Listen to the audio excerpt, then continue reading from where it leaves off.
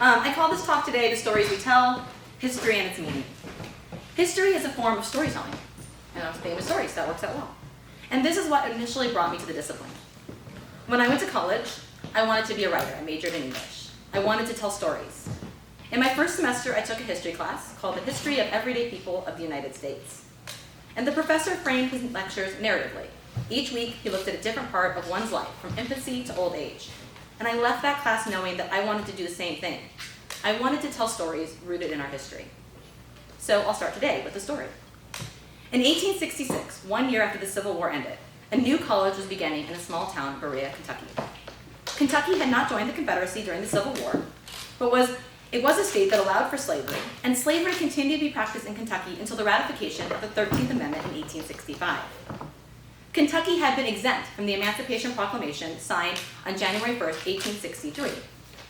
Because when Lincoln signed that order, it only applied to Confederate states that were not under Union control. And this meant about 800,000 of the 4 million people enslaved in the United States in 1863 were not part of the Emancipation Proclamation's aim.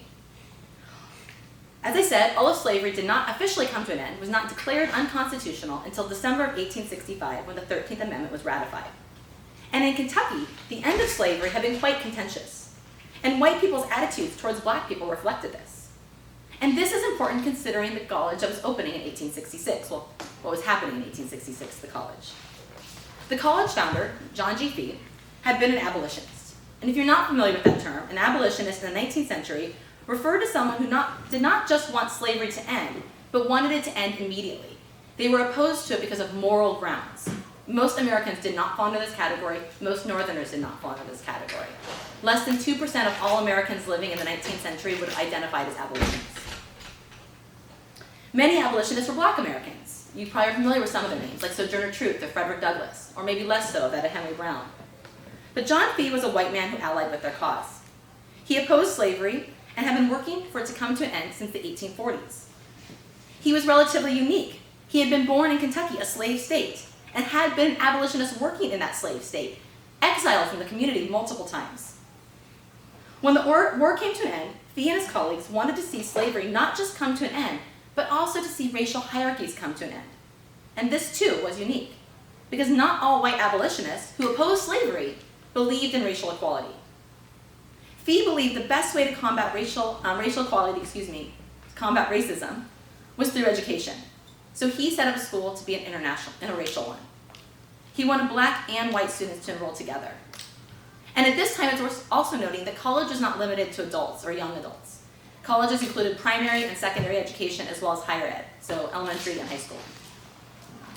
Initially, Fee's college had opened in 1865 with only white students enrolled. But in the spring of 1866, the first black students arrived. When the black students entered the schoolroom, a majority of the white students got up and left. People who described the event called this children fleeing. They said the white students fled as if the plague of leprosy had burst upon the school. Approximately 65 students left, but 25 white students remained, 2 of whom were the sons of Fee. Despite such initial reactions, the white students did eventually come around and enroll at Berea.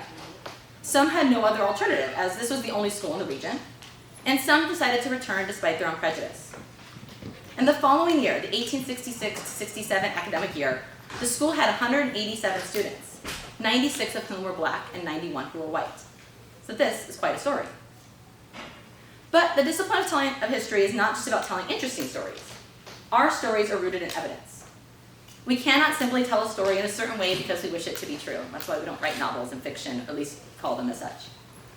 As ethical historians, we know we cannot tell stories to advance our own ideas or agendas just because we want to. We have to include the parts of the story we dislike. We have to tell as much of the story as we possibly can and to the best of our ability. We have to tell the entire story, which brings me back again to Berea. We could leave it there. We could leave that story in 1866 with nearly even enrollment of black and white students, and what a success we might think. How exciting. We might even move forward to the next decades, the 1870s, when enrollment reached into 300s and 400s, often with a majority of black students, although still relatively even numbers. And this despite the threats from the KKK and white supremacist groups. And again, we might think, wow, what an accomplishment, and it certainly was. However, by the 1890s, the number of white students outnumbered the number of black students. The school staff prioritized white enrollment and found fundraising easier when they talked about enrolling impoverished white students rather than black students. Wealthy white Northerners had lost their interest in the plight of formerly enslaved persons and black people more generally. In 1893, a group of white students at Berea reflected the changing attitudes of the community when they signed a petition requesting Berea to not hire black instructors. This reflected a shift in the school, with integration failing, arguably, among its students. By 1904, Kentucky had passed the Day Law. This prevented private schools like Berea from being integrated. Public schools had already been banned in doing that since the 1860s. And it's worth noting this law was targeted specifically at Berea. Berea is the only school doing this in Kentucky.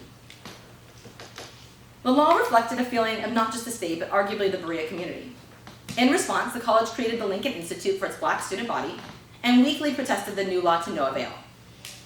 In general, we could argue John G. Fee's grand experiment to integrate education, to raise children, black and white, together as a way to end racism, had failed.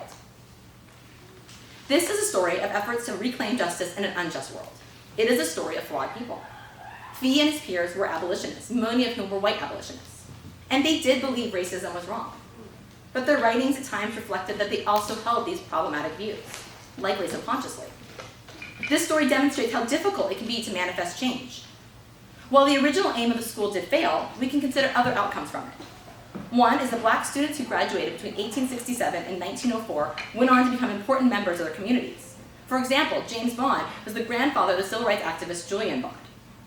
We can also recognize that while the school did not continue interracially during the peak of Jim Crow segregation, when states required black students to attend different schools, ride in the back of buses, be refused service, and live other aspects of life separately from the white population, Berea College did achieve another one of its important goals. It remained tuition-free. To this day, Berea College is a private school where students do not pay tuition to attend. So historians tell stories. So how do we do this? How do we know what happened in Berea, Kentucky from 1866 to 1904? We do research. We start by looking at books and articles written by other historians. This helps us understand what's already been studied, what else might have been happening at the time. And we look at my favorite, primary sources. It tells us that people knew education was important, that children and students were important, and that those students also pushed back when their expectations weren't met. It reminds us how hard it is to get people to think differently, even those who want to think differently. It reminds us that people took risks to make change, and that change sometimes comes unevenly and slowly. History matters because it's how we tell our stories, and how we tell our stories reflects who we are and who we want to be. I tell stories that are rooted in evidence. I am a historian.